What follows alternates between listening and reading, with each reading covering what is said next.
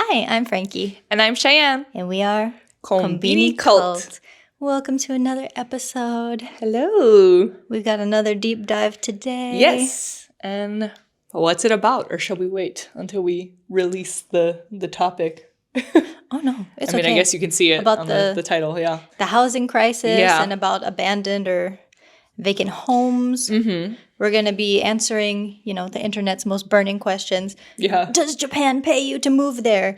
Does it? Can you get a free abandoned house in Japan? We'll find out. Yeah, I guess. And how convenient or inconvenient is it to actually live in a remote village? Yeah, that's true. I'm very excited to learn all about that. Frankie did a lot of great research on this one. Yeah. But before we get into that, how was your week? Any life updates from you? Well, something interesting I did recently was I had a job in Tokyo, and because it started early in the morning, I had to go there the day before, and I went to the Muscle Girls bar. Ooh. Yeah, it was so fun. I bet. I'm so jealous. I've been wanting to go there for a long time, but yeah. In Kansai, I think it's in Kyoto. There's a Muscle Guys bar. Yeah, and the vibe is different. It's like when you look at a female strip club versus a male strip club in the US, it's kind of the opposite here for the muscle bars here, right? In Japan. That male one, from what I've seen, it's very treat me like a princess and you're here to pick me up, and the vibe of it is very I don't know, gawk. How do you call it? To gawk at the guys almost? From what I've seen. I guess on TikTok and whatever.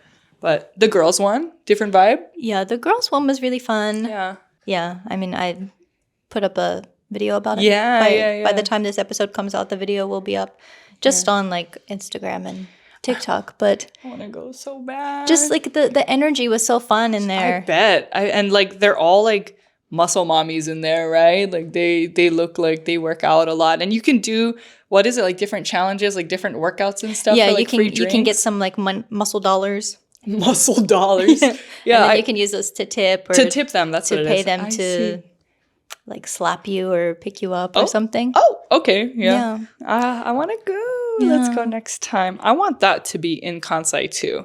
I'm sure the dude one is fun and fine, but but we should still go. We're gonna go for I do want to research. compare. It's for research. Yeah. Yeah, your partner even suggested that we go before I even went to the Muscle Girls bar. That's so true. My partner was because he knows we do this podcast and he watches us occasionally, but he's you guys should go to a host club or check out this love hotel or go to the muscle bar in Kyoto. And I'm is this a trap? Is this a trick? What do you mean? And he's no, for research, go there and get some content. And I'm okay, influencer, sure, So we don't have host club money, but I think we have muscle man money. Yeah, that muscle man money. That is an interesting, I don't know, I guess goal if you put it into perspective is how rich do you want to be? And it's I want to have a host club. Host club money. Disposable income. Yeah. Just go burn my money. Because what is it? Thousands of dollars for you pay for what? Champagne and for the company of the host and everything. On the lower level, it's a few thousand.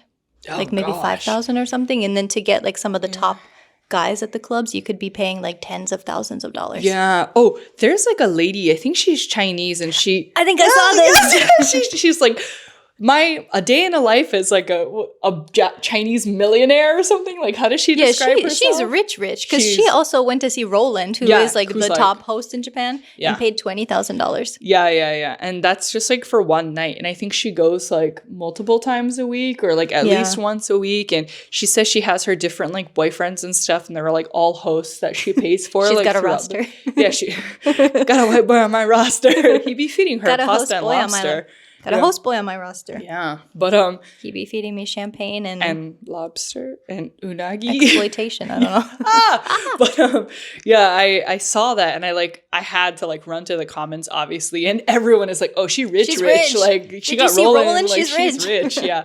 And I see her apartment and her car and everything, and I'm damn. Wow. But yeah. So yeah, when we do our deep dive on host clubs and stuff, I don't think we'll actually be able to go and research that. No, I'm but sorry. Unless if you would like us to then crowdfunding. Crowdfund, click subscribe, like this video, share it with your friends, get us that YouTube AdSense money finally so we can go for you. It's all for you, of course. Yeah. But so you had a good time there. That's fun. That was very fun. But now I want to go to the Muscle Guys one to compare. For research, I see. Yeah. Very fun. Anywho. Anything interesting happen to you in the world? Not no. the world. Interesting to me, no. But I did see some, I guess, interesting news kind of related to this topic because I assume, you know, the reason for a lot of abandoned homes or vacant homes is due to like the population and the aging decline, population, right? And so just speaking of population decline and death, I saw on the news this morning that, so in Japan, traditionally, you know, when someone passes away, for the funeral service, you usually cremate the body. And the family, you know, they call it like sankotsu, so that's they cremate it, and usually family members will, like, what do you call it? Like sift through the bones of, you get like certain bones of the family member. And after you cremate the family member, that you put their ashes in the cemetery, and usually your family has their own, what do you call it? Like area? Plot. In the cemetery, and you visit them occasionally, and you're just there with your family in the plot. And recently, it's called dairi散骨. So like substitute not cremation. I don't know what sankotsu means, to be honest, but like a substitute form of that funeral where basically people have the option. I can't remember where this was, but they have like a ferry service where you take your ashes. So these, you know, your family member is already cremated, and the person, you know, in charge of it, you know, let's say someone in my family passes away, so I'm there running the funeral service or whatever. Instead of having that big funeral service where we watch them like be cremated and we have to like take them to the plot and everything, there is a dairi sankotsu where you can take them on a ferry, and you pay for a service where the staff on this ferry will actually dump the ashes into the ocean for you. And I thought that was like really, really nice and really beautiful because, you know, depending on your religion and your beliefs and whatever, everyone has their own ways of how they deal with funerals and stuff. For me personally, and like what my family does is very common in Hawaii. When you get cremated, you just dump those ashes into the ocean because everyone has a lot of, you know, strong ties to the water and the ocean. And that's what we did for my uncle. We just like paddled out on the surfboard, and my dad, you know, did that. And so to see that happening in Japan, I was like, wow, like that's very new. I don't know. And the reason for that is, you know, sometimes people don't have the money to like have a plot for their family or like do that. One interesting reason I learned about was from a parent's perspective, like an elderly parent, they don't want to put that trauma, I guess, to their child, to like have their child deal with like their funeral service in such a big way. So they'd rather just have someone do it on like behalf of them almost, and just be like, it's okay. Just like, we live like here in the countryside. My kids live like in Tokyo. It's okay. We'll just like do it like dairi, like substitute style.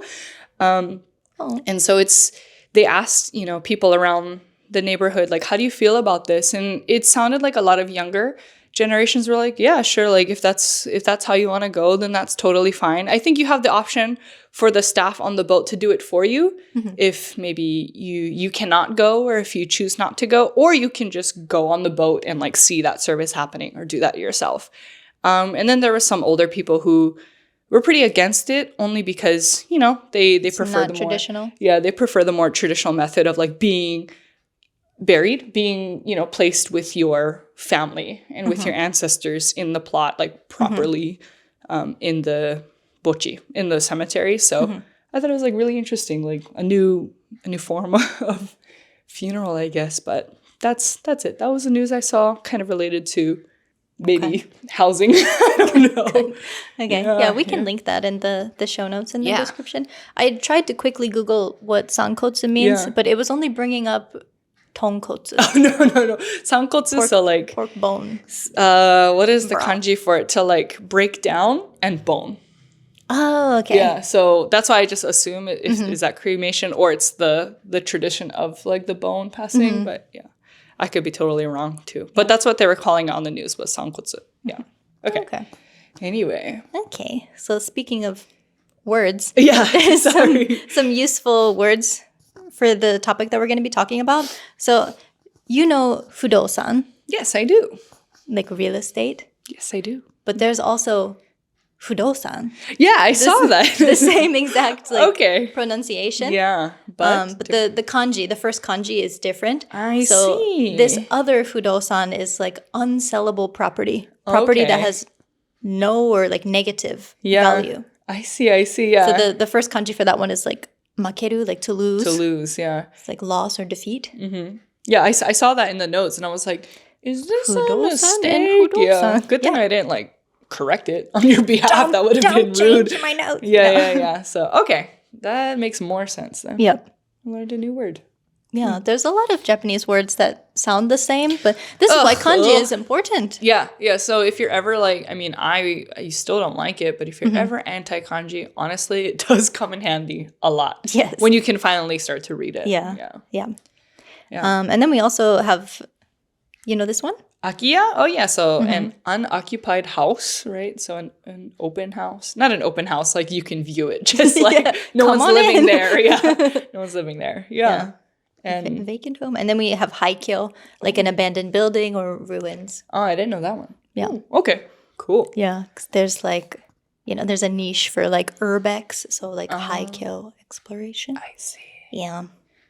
But anyway, so we kind of already introduced the topic a little bit, but my disclaimer. Here it is. So same as before in our previous episode. So we're talking about this topic because we want to learn more about it. Yep. We are, of course, not experts on real estate and that kind of stuff. We're just, bringing you along the journey as we're learning it. So come on down. And but it's a complex topic, and I'm sure we'll have more episodes on this in the future. So this is, just introducing the topic. We'll see how far we get into it. Yeah, I definitely don't know a lot about it, so I'm excited to learn. Yes. Yeah, I learned a lot too in my research. So, there's a lot of places in the world that are experiencing housing crises. Don't ask me. Yeah. I teach English, but I don't know. Yes, I know what you mean. So, of course, it's a worldwide thing. But usually the problem is, people not being able to afford to live buying there. a home or even renting because you have, huge corporations or, rich people buying up the homes and then trying to rent them out to people for crazy prices, or people, flipping homes. Oh, yeah. Like the landlord, white paint special. And, what is it, doing Airbnb? really cheap renovation. Yeah, people buying them up for Airbnbs, and then local people can't live there. And it's all under the umbrella of gentrification as well. Yep. So I wanted to ask you about Hawaii. Yeah. Because Hawaii is very expensive now, isn't it? Oh, yes. Was it always? I mean, it has always been so expensive. I've never been there, so I mean, in my 30 years of life, I've just always known Hawaii to be expensive. Of course, I didn't know how expensive it was when I was a child, but growing up and meeting, more people over time, you just realize, how expensive Hawaii really is, especially when it comes to housing. And so we have this term called priced out of paradise, where a lot of people from Hawaii, born and raised, local, and a lot of Native Hawaiians as well, or, other people who just have roots in Hawaii will, move to the continental US in a much cheaper area because that's the only option they have, because they cannot afford rent in Hawaii anymore. And that's what my family did, honestly. Does your dad still live in Hawaii? My dad does, yeah. So my parents have been split up for a long time. So my dad living in Hawaii, that's just him, you know, as like a single, like a bachelor. So he doesn't really, and all of us kids are grown up now. So he is able to, you know, afford to just live in his same 1-bedroom apartment that he's lived in for, I don't know, like 15 years now. Is it rent controlled or does he own it? It's so actually, this is like the thing about Hawaii and other places too. Sometimes it really just depends on like connections and your relationship with people. This building my dad lives in, it's pretty old. And the rent, I think like different, what do you call it? Like landlords, they own different like units and stuff. It's not just like one landlord for the whole building. And it's in a very, very nice area too, like a very convenient area. And my dad is just so tight with his landlord that they've kept the rent the same for my dad this whole time. And so the price my dad pays is, I would say, significantly cheaper than other tenants in the building. Yeah. So that's just an advantage he has. But yeah, it's pretty crazy. You know, we'll see like you'll see sometimes it's almost a joke at this point. Like, what is it, Zillow or like, you know, other like house. Oh, yeah, where you look for houses. You just like look for houses and it'll be like little quaint home in the heart of Kailua, or like that's like my hometown where I'm from, or another place. 5 million. Like 5 million, or like literally the minimum price for all like homes to buy is at least $1 million. And then you look at it, and it's like a shack, like a literal shack, like so old, so like in need of renovation. Or sometimes, you know, one really common thing, especially for college students, is like renting a bedroom in someone's house, because you know everyone has roommates, but like you'll rent a bedroom, and depending on like the area and the city, of course, I've seen a bedroom for like $1,000. Like it's usually $800 to like $1,200.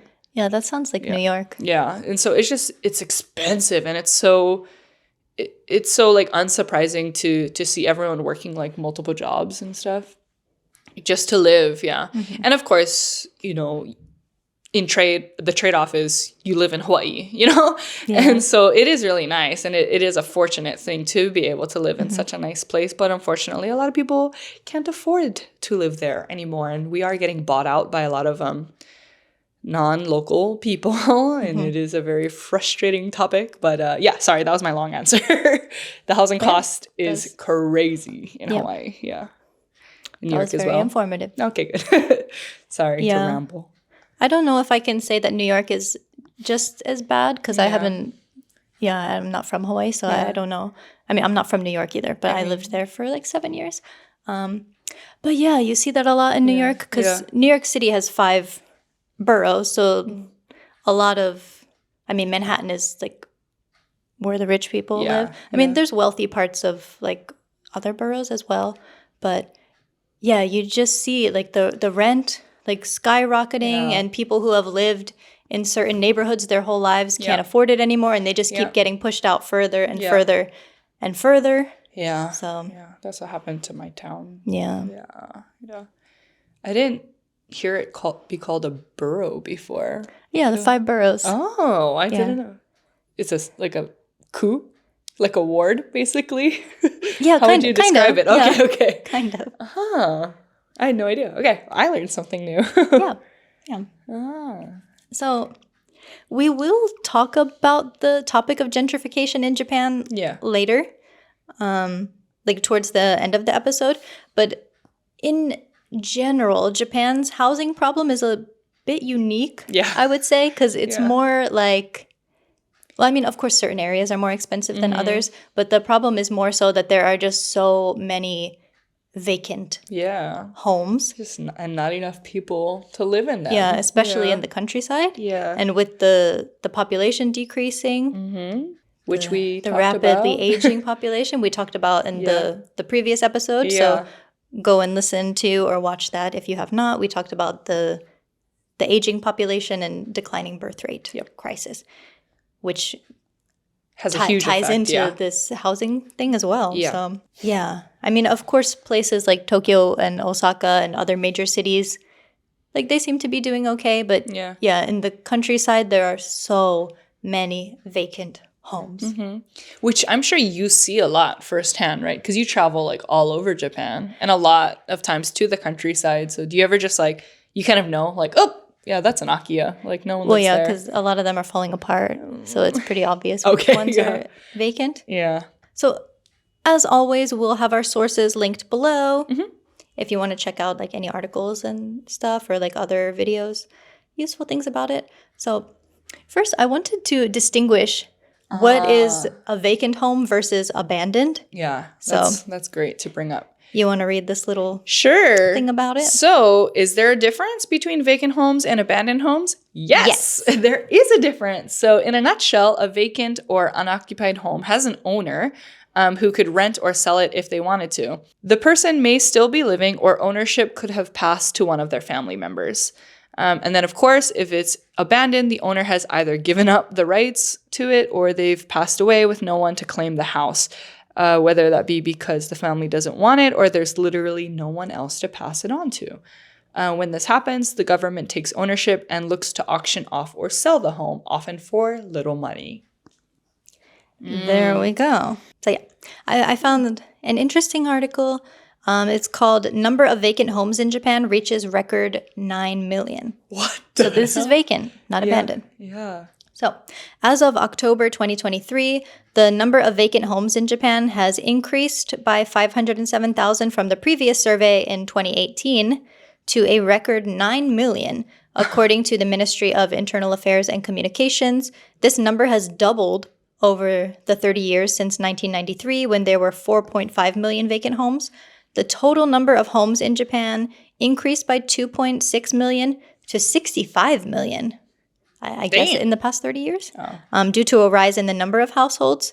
Of those, 13.8% were vacant, with both of these figures the highest on record.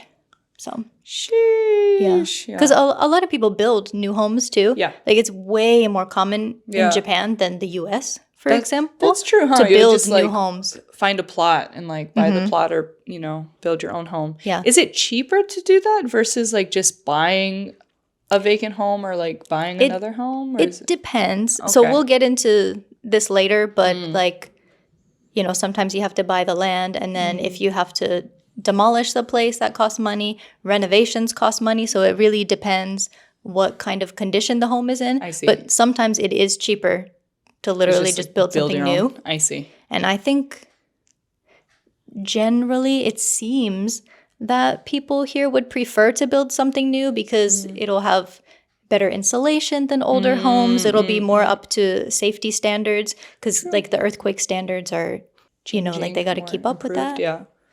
I see. Yeah. So very interesting. But they conduct this survey every 5 years.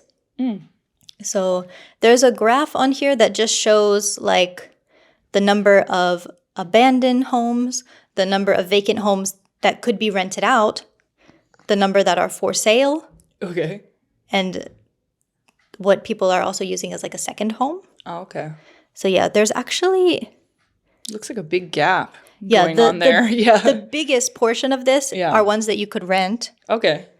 And then there's a lot of just abandoned ones, but you can't buy all of them. Like the number of abandoned or vacant homes that are for sale is like a pretty small number compared to these other things. So renting is like the biggest portion of this. So yes. The key reason for the increase in vacant homes is the number of abandoned properties that are not for rent or sale, nor intended for use as a holiday home. A rise in this type of home from the previous survey of 366,000 took the number to 3.9 million, accounting for more than 72% of the overall increase. Lots of numbers here. Yeah, sorry. I'm like That's doing a big number for Elmo. that meme where she's calculating in her head again. I'm not spacing out. I'm just like thinking of numbers, okay? Yeah, I'm sorry. It's a lot of numbers. They also made up 42.8% of all vacant homes, with a continuous increase seen from 2003 when they were at 32.1%. With nuclear families becoming the norm, it seems that after parents living far away move to nursing homes or pass away, those families find it difficult to dispose of the homes, so leave them vacant. By prefecture, Wakayama and Tokushima had the highest percentage of vacant homes, with 21.2%. Sheesh. That is a fifth. That is a lot. A little more than a fifth. Followed by Yamanashi with 20.5%. Percentages for vacant homes tend to be higher in Western Japan, including Kagoshima, Kochi. I think this is a typo. It says Tokushima, but I think they mean Kagawa. Oh. And Ehime. And I don't know. Correct me if I'm wrong. All of those places you just said, were those not on the list of like prefectures that had the most declining population every year? Kochi was on that. Kochi was on that list for sure, right? And then I know like Aomori or like Tohoku Akita, one. Tohoku had a lot, but Iwate, Akita. Yeah. Had like rapidly declining populations. Yeah. But yeah. And Wakayama and Tokushima have the highest number. I didn't know that. But Tokushima, like vacant homes. I learned recently it's pretty inaka. Like I didn't know that, right? Yes. Like Yeah, so, I wanted to talk about this actually. Okay. Have you been to Tokushima? Never, not yet. So I thought it was kind of just like, I don't know, kind of in the same vein as like Wakayama. Like there's a main city area and there's like places here and there, but I didn't know actually like it was countryside like that till you told me, I think. Yeah. Yeah, but anyway. So yeah, as you said, there's Tokushima City. Yeah. Which that would be pretty convenient if you're living in Tokushima. But there are also a lot of very, very remote mountain villages. Ah, that's what you said. Yeah. So I have been to every prefecture, but I haven't been to every single city, every single town. I haven't driven on every single road. Is that a goal you have? No. Oh, I thought you were saying like with the goal in mind or something. It would take a lifetime. Okay. But just in my experience of the things that I've seen so far, the mountain roads in Tokushima are wild. They are some of like the steepest, narrowest, squiggly wiggly roads you have ever seen. Oh no. So you're motion sick. Yeah. You get motion sickness very easily. Yeah, so should I bust those glasses out now actually? Now that we're on the topic of it? Oh. Give me 1 second. Okay. Continue. So I have driven to I've been to a few places in Tokushima, but one of them being like the Scarecrow Village, where there are more scarecrows than people. And we talked about this a little bit in the previous episode. Yeah. But even for me, like being the driver, because usually with motion sickness, like I don't really get it anyway, not too often unless it's like pretty crazy. But usually the driver doesn't feel it as much as the passengers. Yeah. But even for me driving, You got it. I got it. Oh man. I had to take a few breaks and be just like, well, maybe you should have used these glasses. Yeah, maybe I can never go there. Or maybe I can now because Frankie is so amazing. I mentioned to her like casually one day that I get motion sickness a lot. We weren't even driving together. And she got me those motion sickness glasses that prevents you from getting sick in the car and stuff. Put them on. There's like a little bit of liquid in them and it's supposed to like balance your equilibrium when you're in a car, on the train, the bus. Yeah, and so it looks like there's like a horizon I'm looking at all times. And I mean, she just gifted these for me today, but I'm so excited to use them. Try them out. Now I gotta world. rent a car. Maybe I get so sick like if I'm in a car, especially in the passenger seat in the front.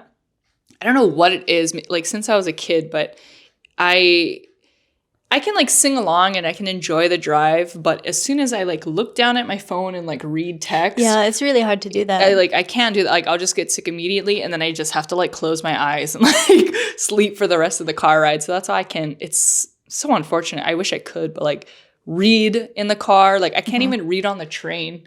The Shinkansen is like the worst motion sickness I've ever experienced. Really? And like that one surprised me because it goes so fast, you would think you don't feel like any motion, which like technically, I guess you can't. Like you don't feel any like turns and stuff I feel like it's worse in the tunnels though. Oh, maybe. And like I'm sure it's like all that compressed air and stuff, but that doesn't help. I was kind of like in my Japanese salaryman era and I was like, well, I have 2 hours to kill, so I should do some work. And I like opened up my laptop, I opened up a doc, and then like 2 sentences Never mind. Yeah, I felt so ill, like the worst motion sickness in my life. And so I'm so excited to try these glasses. And maybe I'll just I'll do the most extreme like test run and go to Tokushima specifically and like rent. No, is it like still bad? I mean, try them out in other places first, but I would say maybe you shouldn't go to mountain villages in Tokushima.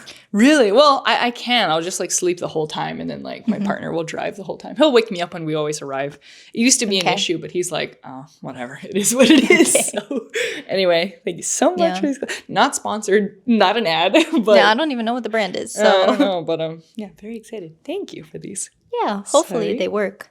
I hope so too. Yeah, I guess if they don't. They're fun. Like, I just like how they look. Like, maybe I'll just wear them. It's fashion. Tokushima would be the true test, though. Yeah. I think so.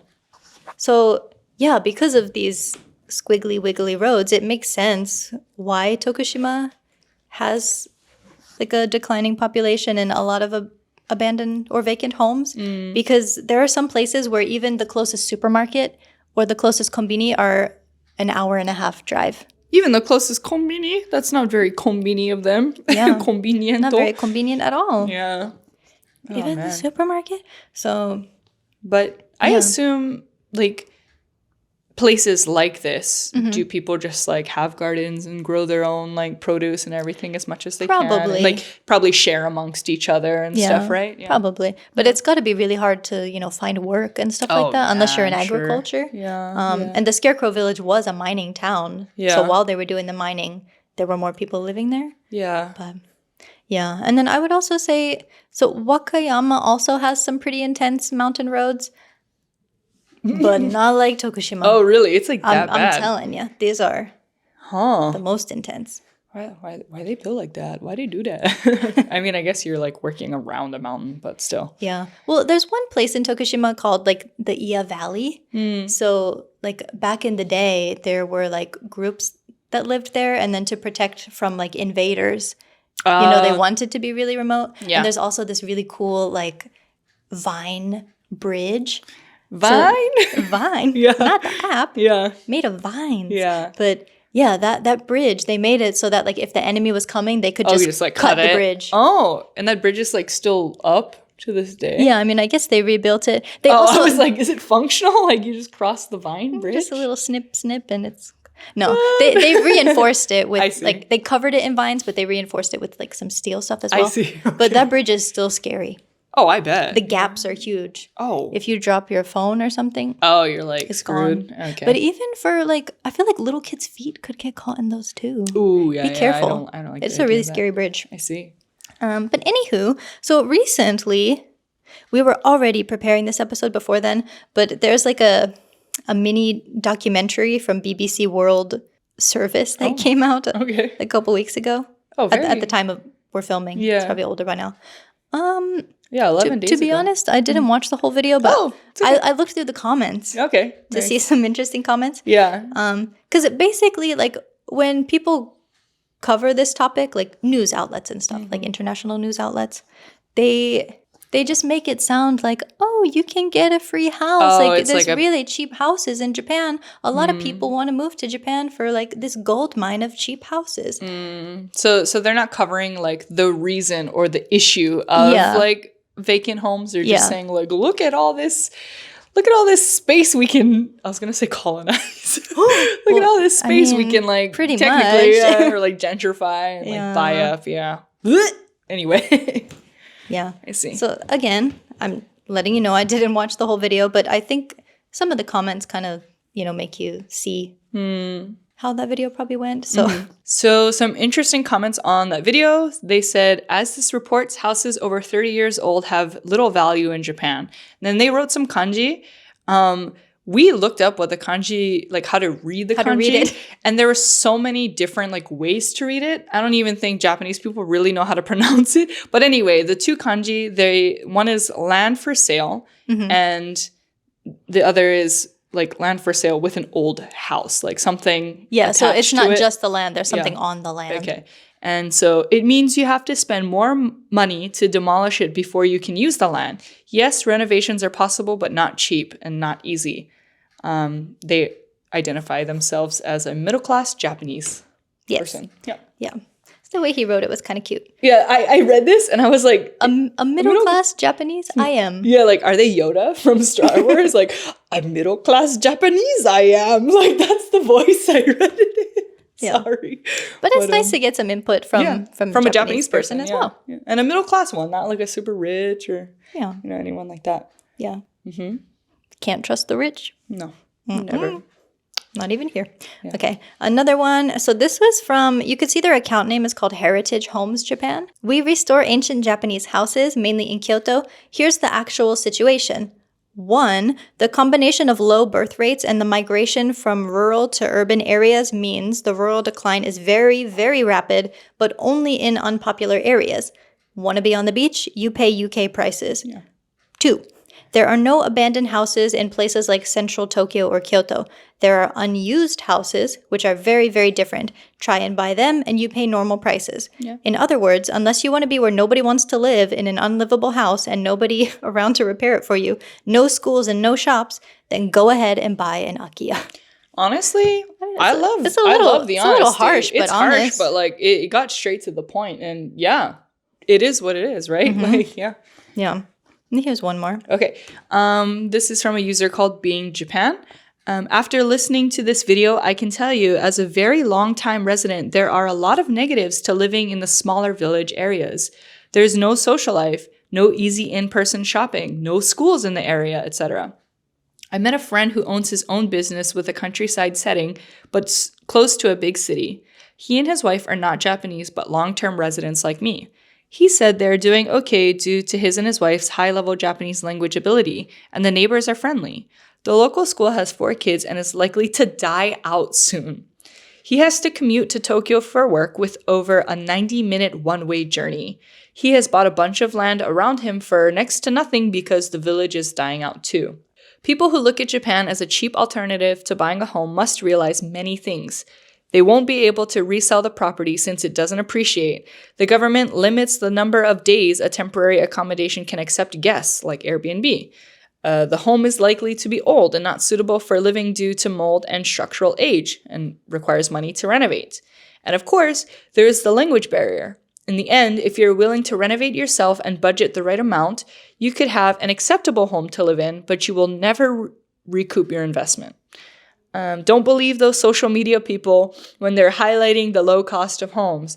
There are a lot of extra costs, both financially and mentally, to buying an abandoned home here.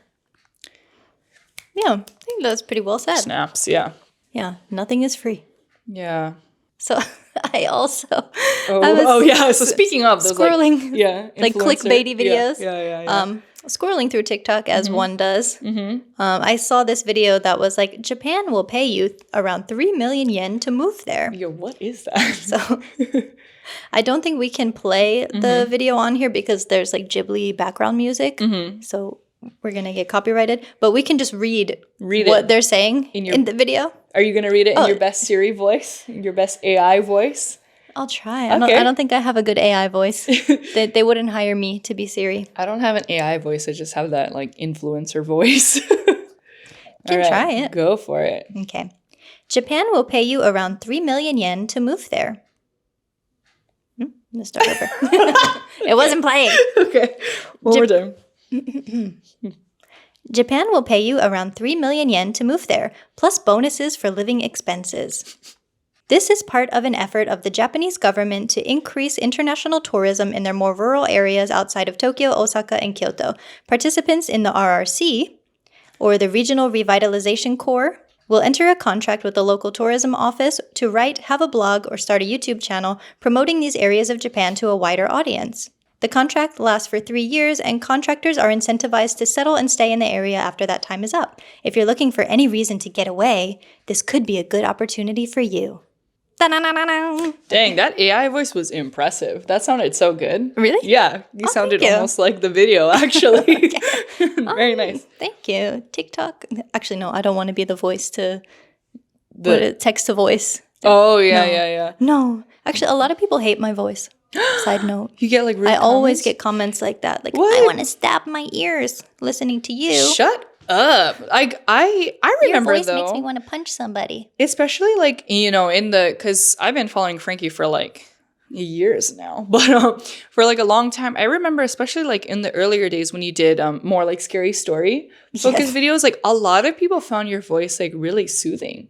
Like a lot of comments I saw, at least, they were like, "Oh, I like really like your like narration voice and stuff." I didn't see it's any, either like, one extreme or the other. I see. I mean, I guess hate it. I mean, I That's guess just me. Yeah, no one would comment like, "You have an average voice." Yeah, that's true. I like your voice. I personally hate the sound of my own voice, which is, you know, very ironic considering we do a thing where I listen to myself talk for an hour and a half. But yeah. I feel like I have a very nasally voice. I like it. Or deep voice. Thank you. I don't love or hate my own voice. It just is. It is. But yeah, so that video made it sound super appealing, like that 3 million yen, right? Yeah, you get paid to like start a YouTube channel or a blog, and if you want to get away, this is the perfect opportunity. Yeah, but like if you think about it, a yearly, like an annual income of 3 million yen, that's like below average, right? Like maybe like it livable, is average. like super livable if you're in a rural area like that. But like pretty average. Like I think a lot of people see that million and then they get like really excited and assume like you're gonna be, I don't know, some like rich person in the countryside. But it's like average, because I think like, for example, a lot of teaching jobs and a lot of like ALT jobs on average, again, not a pinpoint number, it's like 3 million to 3.2 million a year can be like the annual income for like an English teacher, for example. And that's a job with like no bonuses or career advancement, really. So yeah, I would say it's like an average yearly income. Yeah, so with today's conversion, it's around $20,000. Oof. That like for the yearly salary. Yeah. But I mean, yeah, if you're listening to like, whoa, I get $20,000 and I get to move to Japan That's and I true. get to do all this stuff. So Go for it. That prompted me to look up like, what is this RRC program that they're talking about? What is the catch? Yeah. So we will get more into it, but spoiler, you need a high level of written and spoken Japanese. Oh, to be interesting. I didn't know that. Yeah, because you're like collaborating with the local tourism boards and stuff, and you probably have a lot of meetings with them. Yeah. Honestly, I do really like that, because it kind of like, you know, filters out all of the people who want to go to Japan and live there for like the wrong intentions. And then you have like people who know Japanese or nothing about Japanese culture. Like if they just come and like buy all these properties or whatever, like that's not good. So I kind of do like that, actually. Yeah. So I was looking at a Japan Times article about it, which is linked, of course. But yeah, here's a little bit about it. Yeah. So first launched in 2008, the RRC is under the direction of the Internal Affairs Ministry and partners with local governments to support domestic migration from cities to the countryside. Each member serves a mission length of 1 to 3 years with a salary ranging around 3 million yen. So like we said, around 20,000 USD, plus bonuses for living expenses. Contracts follow 2 patterns: a general one that makes the core member a normal employee, or a sole proprietor contract that designates the core member as a freelancer. So the specifics of each contract is decided by the locality and provides occasional flexibility for negotiations. Members are incentivized to stay in their local area to start private business or resettle after their contracts. Yeah.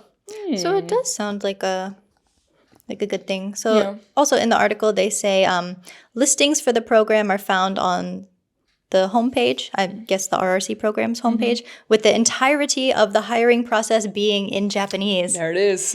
Each partnering municipality will post their respective missions and how many recruits they are accepting. Working for the RRC requires a high level of Japanese, both written and spoken. So also in the article, they did like mini interviews with some people that are in it. So there was like a guy who did it and like started his own business, and then there was also a girl who was on the JET program living in Fukui, and she heard about this program and she actually pitched it to like the municipality where she was living. Like, cool. Because JET has a limit, right? Of how many years you can be in it? Yeah, so average up to 3 years. And then if you like really exceed those expectations, and you can do up to 5. But of course that depends on budget of the municipality and like, you know, the quality of the worker in that municipality, because your salary as a jet raises every year and it's the highest in that 4th and 5th year. So due to like money and budget reasons, a lot of municipalities will just like end it at that 3 years usually, if it's like more countryside and they don't have the resources for that. Yeah. Yep. So I think she was like nearing the end of her jet program and she really loved Fukui and wanted to stay there. So yeah, she worked it out with the place she was living. So she gets to still like live in Fukui and promote Fukui and be in this program. That's wonderful. I love when like jets or, you know, people who come to Japan and get sent to like the inaka like that just like really fall in love with it to a level they just stay there. Like they don't like move to Tokyo or a bigger city. And so that warms my heart. I did not do that, unfortunately, but I still really loved my town that I worked in. It's never too late. Yeah, I guess so. To Maybe join the RRC program. See, check their listings. Sure. Yeah.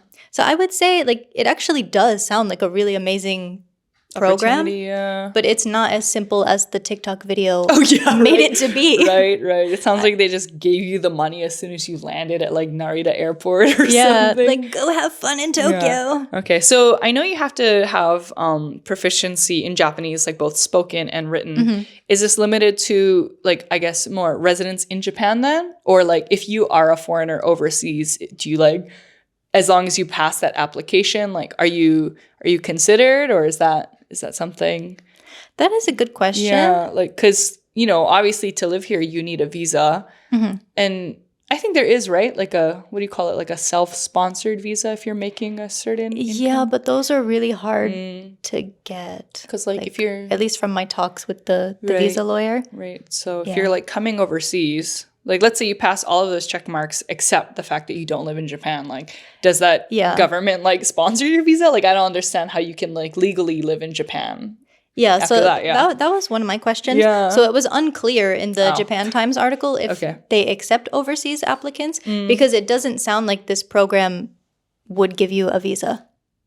Oh, then yeah, I guess. Or maybe they would, because the girl on Jet is still there. And this is like I guess maybe you would have to work it out with each like individual municipality. Yeah, right.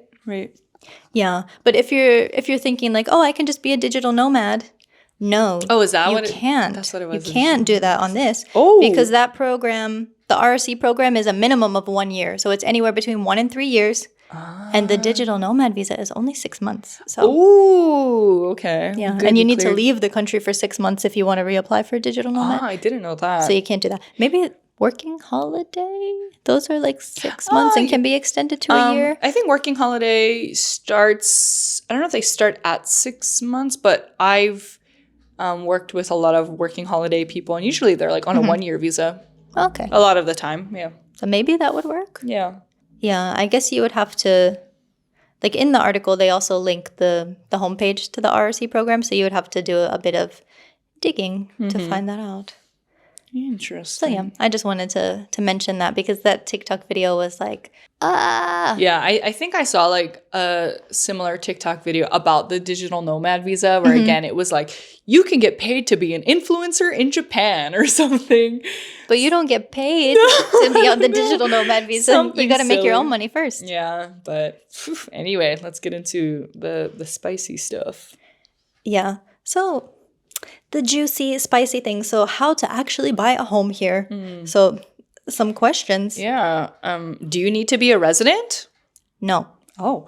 Can you get a housing loan if you're not a resident? No, you need a valid visa. Oh. Can you get a housing loan if you're not a permanent resident and just a regular visa holder? Yes, but most major banks require permanent residency. Oh, I didn't know that actually. There are banks, though, that will work with just regular visa holders. Yeah. But, of course, you have the best chance of getting a housing loan if you are a permanent resident. Yeah. Which makes sense. I mean, yeah. Like somebody on like a 1 year visa. Yeah, and they're like, okay, yeah, sure, Okay. you get a housing loan. Here's Like, 100 million yen. dude, most people, for example, credit card companies or like phone companies don't even let you get like a phone. Yeah, you need like a or 3 year card. visa sometimes. Yeah, so I mean, it would make sense if Yes. you don't have PR, like permanent residency, to get a house. To get something like a housing loan because Yeah. so I did look up a bit about housing loans and I found a guide on it from a real estate agency. So they said typical mortgages in Japan have a maximum term of 35 years, and it is expected that the applicant will be no older than 80 years old when the mortgage is finally repaid. Oh, okay. Yeah. I hope no one is years. still like in their 80s In their paying 80s a mortgage. Yeah. Yeah. In the US, it's like 30 years, right? A typical Usually, mortgage? yeah. But I'm like every bit of knowledge I have about like what it takes to live in the US, about like, I don't know, taxes and loans and like retirement accounts and stuff. I'm like, You don't know. I don't know anymore. Your adulthood has been in Japan. Like literally this whole time. So, which is not good. Yeah. But I mean, I had some adult years in New York, but I was not like in any position to be like buying a home. That. Yeah. I could barely rent like a basement bedroom for $800 a month or something. Yeah, for real. Anywho. So yeah, the typical loan amount could be up to 100 million yen, which is around 667,000 USD. I mean, that's not like the average amount. That's like the max. The max, yeah. The usual max. I see. So yeah. And for salary multipliers, what's that? I think that's how they gauge like your eligibility for the see. loan. And there you go, proving my point. I literally have no idea like what's going on. But so typically a loan can be up to 8 times of annual salary, but with the mortgage repayment being 25% of monthly income. Yes. And then mortgage interest rates, it would either be a fixed interest rate, typically for 10 years, and then I guess they adjust it. Yeah, or variable. Okay. So yeah. Can you repay your loan early if you have the money? Banks can add a clause that prevents early repayment or will impose fees if the mortgage is repaid early. If you're considering that early repayment, maybe an option would be to check the loan contract to see if this is viable or even possible. Yeah. I've heard that it can be like almost impossible to repay the loan early. Yeah. They really want that interest. That's okay. All right. That was what I was going to ask because I read that and I don't know if we're going to edit it out or not, but I read that sentence a couple times and I did not really understand it both times. Because like in my head, I'm like, they make it sound like a bad thing to pay it early. Like, what are they doing? But again, in terms of like interest it's hard and making to do. money. Yeah. But they're saying like if you think that you could pay it early, like you're going to have to negotiate. Interesting. Yeah. You would think like, I mean, I know how like loans and like interest work. That's how like banks make money and stuff. But you would think they'd just like be like, okay, like pay me as soon as you can. No, they want you to pay it as long as possible so they get more interest. Awful. I hate it so much. Like, okay. Yeah. That's typical around the world, I think. Yeah. Interest and loans and stuff. So yeah, actually a lot of foreign property owners buy in cash because that's easier. So in that case, you wouldn't need to be a resident to own a home if you've got the money. Who's got like how much yen was it? 10 million yen in cash? Well, yeah, but if you're or like a down payment. If you were buying like an Akiya, for example, let's say it's like I don't know, $20,000 or something. Yeah, like, that's true. I mean, that's still a lot of cash to have, but less than 667,000. You're like a mafia boss, just like paying that in cash. Dude, one time, like, because again, Japan has advanced with like, electronic money and credit cards and everything like that, but they're still very like cash friendly. And my flight back home to the US, I actually paid that in cash. You paid it in cash? Yeah, how? you can pay it in like at the airport when you check in? At the convenience store. So like the travel site I used, like obviously you can pay it like via credit card, via bank transfer, or like I think in cash, like at the Conbini. And so like I like went to my bank and I just withdrew like how much was it? Like jugoman yen or like almost nijuman yen, so like $1,500, let's say. And just like put that in an envelope in cash. And I don't do this anymore, so don't rob me. But like I just was like walking to the Conbini like with this wad of cash in my bag, and then I like, you print the receipt because you get like a voucher number or whatever. So it's like, this is my payment slip. I need to pay for my plane ticket, and I just like handed that dude like $1,500 in cash, and I felt like a Yakuza boss or something. I just felt like a bad person. Like I was committing a crime almost. I was like looking over my shoulder, like, I don't know. Because that could never happen in the US, obviously, just handing such a big amount of cash, like at a 7-Eleven, for example. Can you imagine? Like, Yeah. you get robbed. Like, I didn't know you could pay for flights in cash. yeah, I mean, that's not all for like all flight. What airline was it? So the airline we used was like Delta, but I bought it through like, do you know Aotori? It's like a Japanese app. And it's kind of like what is it called? Like the Expedia or like the cheapo flights of Japan, just like a Japanese version of that app. And I guess like it's like a travel site. And so I bought it through them, and they have the option, because they're a Japanese company, they have the option to, just pay it in cash. And that's what I did. Interesting. Yeah. I think when I did my first apartment contract in Tokyo, I paid for that with cash. So it was almost like 300,000 yen in cash. Yeah. But the other times I've done it, I've just did a bank transfer. Yeah, which is like the same basically, and like safer. Don't rob me because I'm cashless. Yeah.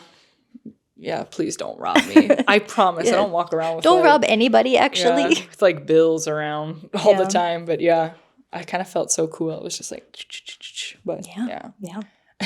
Anyway, so interesting. You can do that for a house. Yeah. So I also wanted to look into like renovating. So is renovating a home easy? Like how hard is it to meet the safety standards and be up to code? Is it expensive? Yeah, so, it obviously depends on the condition of the home before you buy it, but it could be risky if you don't actually know the extent of the structural damage. Like sometimes you could buy a home and then as you're starting to renovate it, you're like, oh no, this is a bigger problem than I thought. Yeah, which happens a lot, I feel like. It could be a little bit of a gamble buying abandoned homes.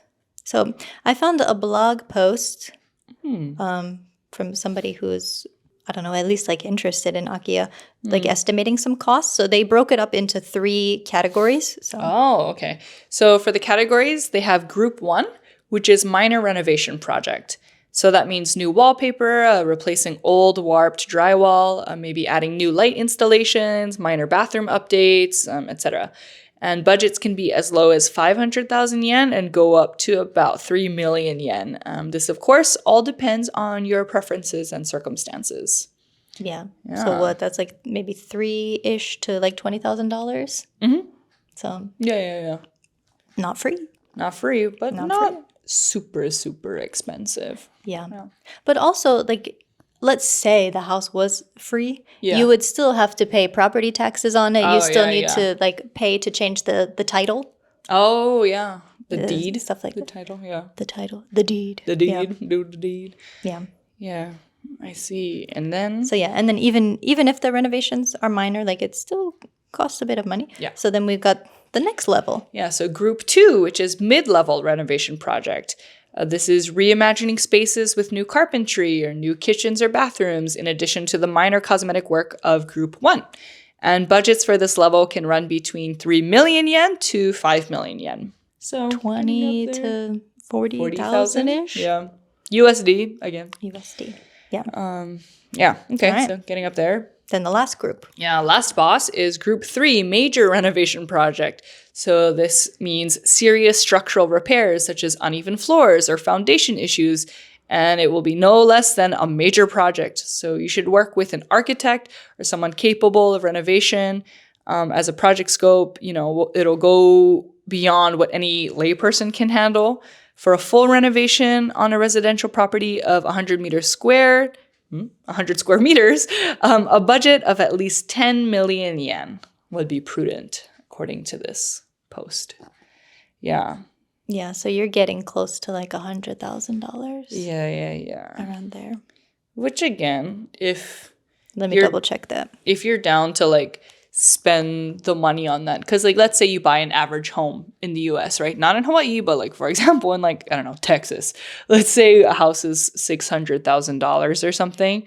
But if you compare that to buying a house in Japan, or like, you buy it for pennies, but then you spend like $100,000 on that's still way cheaper. Not reservations, renovations. Yeah. It's still way cheaper, yeah, obviously. But at what cost? Yeah. Yeah, that's true. Yeah. So as some of those commenters mentioned on the mini documentary earlier, like another hidden cost is like being so isolated. Yeah, right. you have this like nice house and then like no people to invite over or no one to like enjoy it with, kind of. Yeah. I mean, there'll probably be some neighbors, but but your options for work and schools and stuff are limited. Yeah, it just sounds like a project for like people who have a really nice income from like working from home or retired people, I guess. Yeah. I guess like the RRC program is really useful in that sense because it is like giving people a job, like to to promote that area. So very true.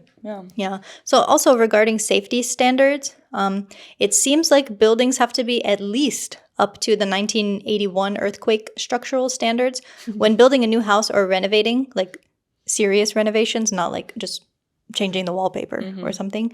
Like things you cannot do yourself. You need to submit the plans to City Hall to get a permit. Okay. Yeah. Yeah. Seems so legit. I guess like, I don't know, like the height of the building, because in certain areas you can't have more than like 2 stories or something like that. And that's for like earthquake? Depends on the city. I see. Yeah.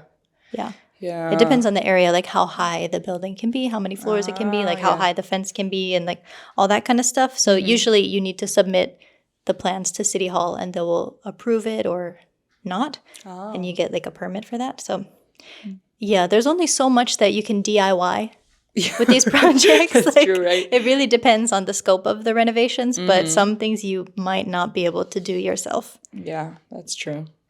Yeah. Although I'm sure there's like some dad out there that's like, I can do this. I can do a better job at this. I can build a house with my bare hands. Yeah. But you still need to get the plans approved by City Hall. Yep. Yeah. And I know they said like at least up to the 1981 earthquake structural standards, but that seems like too old like, still. Like, haven't they been updated since then? I don't know. Did we not just say this gets updated every 5 years, or was that like something? No, that was else? like a survey. Oh, sorry. Sorry. Yeah, but I feel like it has to be more modern than that. But of course, like another reason that like in general Japanese people prefer newer buildings is because they'll be safer for earthquakes. Yeah. I see. But I saw in a Reddit comment, somebody said you can check the municipality's website for information on how to get your house inspected. And like they might even do it for free. Oh, that's kind of nice. Yeah. Woohoo. I guess that's something that like residence tax covers, I guess. Like, why would they do that for free? Yeah. Not complaining though. That's cool. Yeah. So I also found another Japan Times article titled First Lesson of Japan's Akiya Gold Rush. No such thing as a free house. No. Nothing in life is free. Yeah. So I just like noted some highlights from that. I'm sorry if you can hear my stomach growling. Oh, no. I'm too busy listening to my own stomach growling. I am so hungry. Okay. It's lunchtime. It is. Yeah. Okay. Could you read some of these snippets? Sure. So Parker J. Allen, co-founder of Akiya and Inaka, an Akiya-focused consultancy, says 8 million yen, or around 55,000 USD, is a reasonable budget. He added that demand for 5 million yen properties is especially high and that these houses move very quickly once they hit the market. And that's just the beginning. There's also a lot of hidden costs. So renovations are usually the most expensive part of the journey to having an Akiya that can be called a home. The laundry list of what needs to be done is long and tends to get longer as the process drags on. It begins with termite treatment and retrofitting to make the structure earthquake resistant. Flooring, wallpaper, and drywall often must be replaced, while roofs and exterior walls need to be repaired and tatami mats changed. Bathrooms and kitchens are normally updated or completely redone, and expensive replumbing and rewiring are sometimes required. New insulation and new windows are also possibilities to consider, as are asbestos abatement. Is that how you read that? Yeah, like prevention. Okay, asbestos abatement and foundation repairs. Mold is also a concern. So yeah, nothing is free. Some houses can overall be cheaper than others, but it would not be totally free. So there you go. Yeah. Mic drop. Yeah. That was. They kind of just like. I mean, I never saw myself in a position to like buy a home and like renovate it anyway, but this just kind of further like I don't know, solidified that thought in me. Like, yeah, I'm good. It's like, just I not as probably easy won't. As people like as think it sounds is. on the surface. Yeah. Like, but I also wanted to find some good experiences with Akiya because I think what we have shared so far is kind of like, whoa. The downside, like, hold it's their not partner. all, like roses. Yeah. But of course, some people do buy Akiyas and renovate them and are loving life. Yeah. So, yeah, I was looking on... So there are some YouTube channels. So one popular channel is called Tokyo Llama. Oh. And this is, I think a guy runs the channel. So I think he is like married with children. Okay. But yeah, they renovated the house and they seem to be quite happy. And their house is in Ibaraki. Okay. And it's about an hour from central Tokyo. Oh, yeah. Especially if they're taking that like tsukuba-san, the tsukuba line, the express line. Yeah. So that sounds pretty nice. That's a nice placement. And then I found...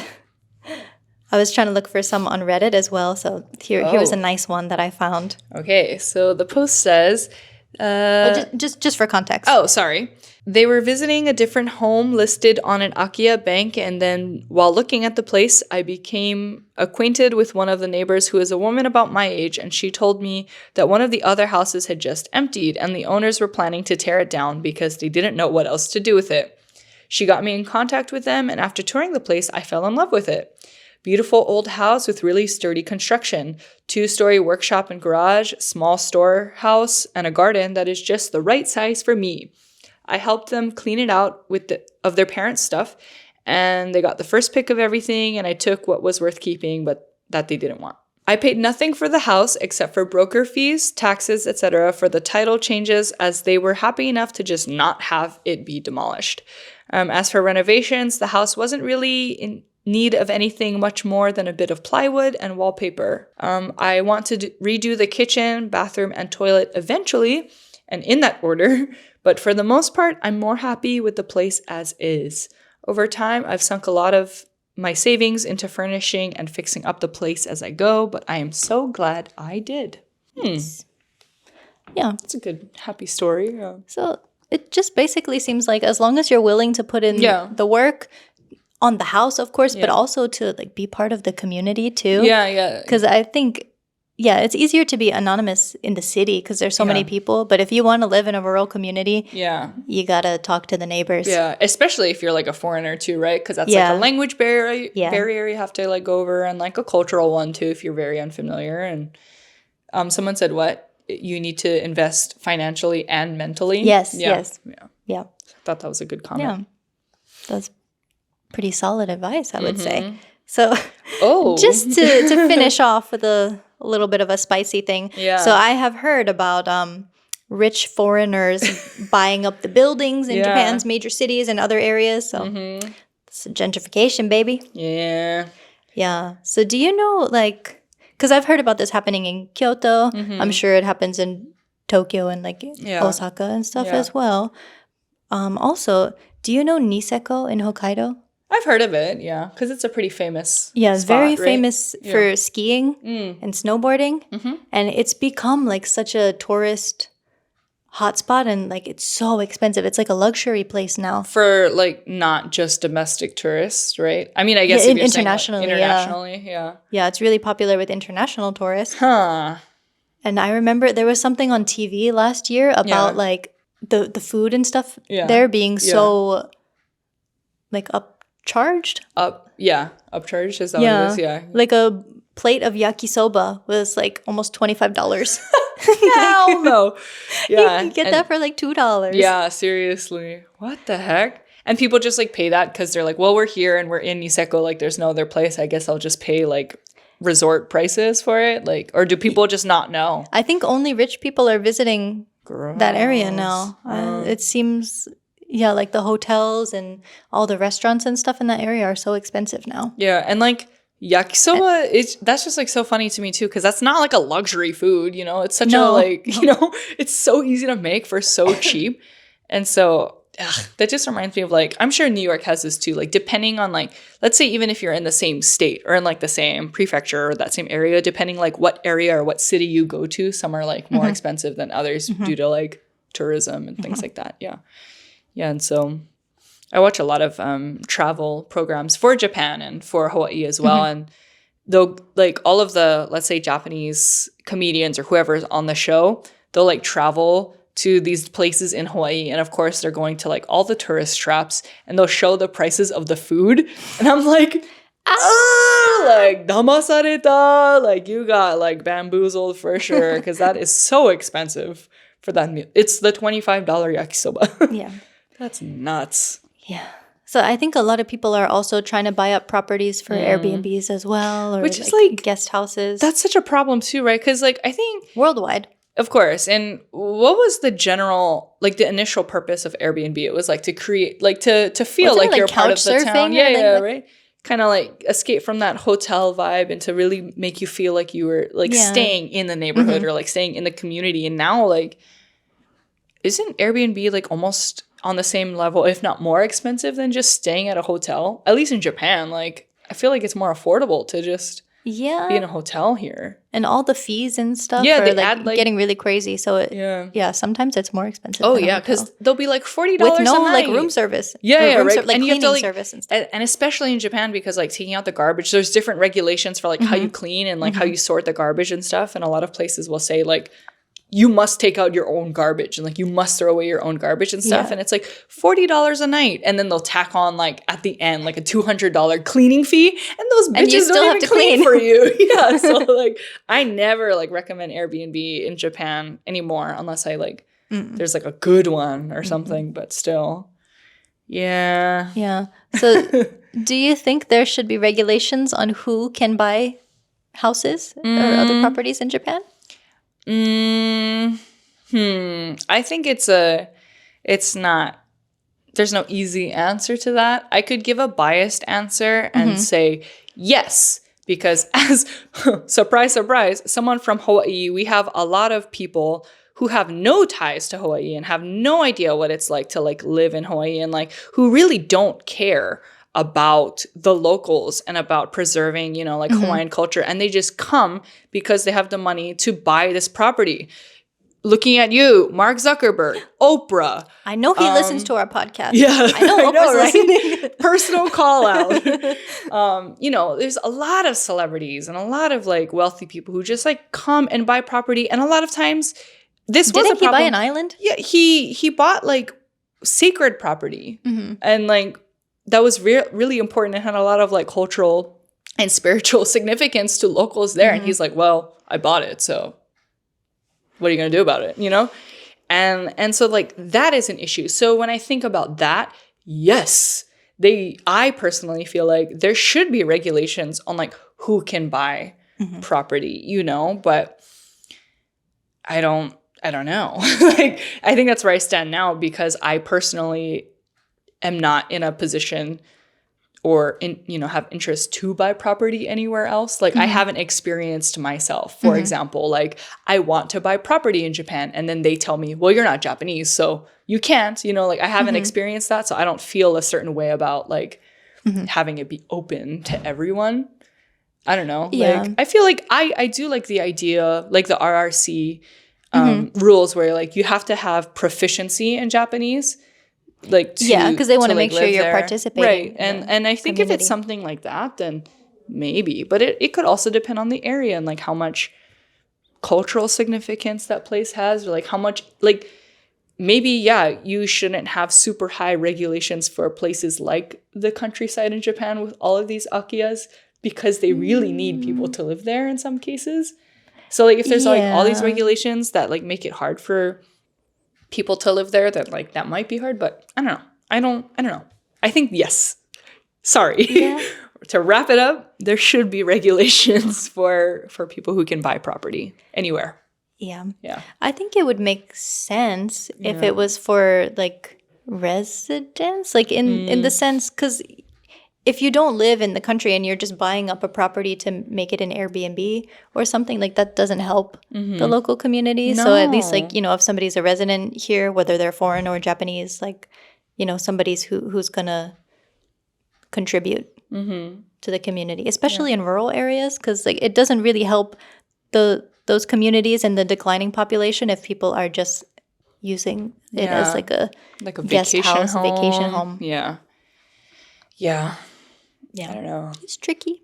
Yeah, it is tricky. Just some thoughts. I do get very like heated and emotional a lot about like the topic of gentrification and like, you know, moving into areas and stuff. But yeah, that's just my thoughts. Would you buy an Akiya or like renovate a home here in Japan if you had the funds for it? At this stage in my life, no, but maybe sometime in the future. Yeah.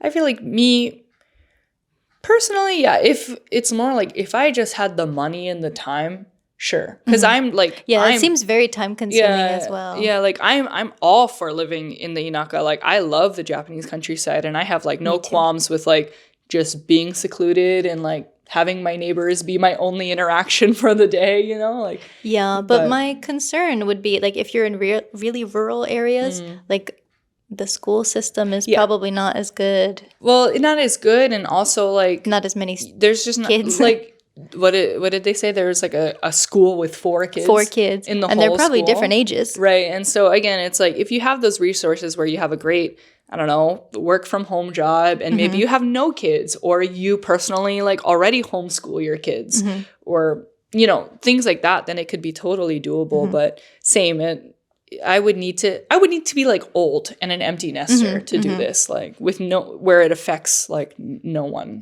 except for me. Yeah. Yeah. Yeah. So yeah, that's basically it. So if you have bought an Akiya or like that's something, show it to me. You're into pics or it didn't happen. Yeah. Or just somebody who's interested in that topic, or you plan to do it in the future. Like, let us know your experience. You can leave a comment. You can email us. Yes. What's the email? What is our email? Conbini Cult. Conbini Cult. I like had a brain fart. I was thinking of like our password for whatever reason. No, don't share the password. No. Although it's funny. It's combinicultpod@gmail.com. One more time. combinicultpod@gmail.com. Yes, we welcome all kinds of stories, not only on Akiya. And of course, if you would like to correct us on anything, in a nice way, sources, please. Yeah. Don't just throw out random statistics without a source. Very, very true. And unless it's something general, like the sky is blue. We don't need a source for that. We also don't need comments saying the episode was just us complaining the whole time like we've received in the past. Yeah, I don't think we were. There's somebody not saying what you want to hear equals complaining. Yeah, who would have thought? But anyway, anywho, thank you so much for listening and watching, and we really need to eat something because our stomachs are growling. I'm dying. Okay, bye.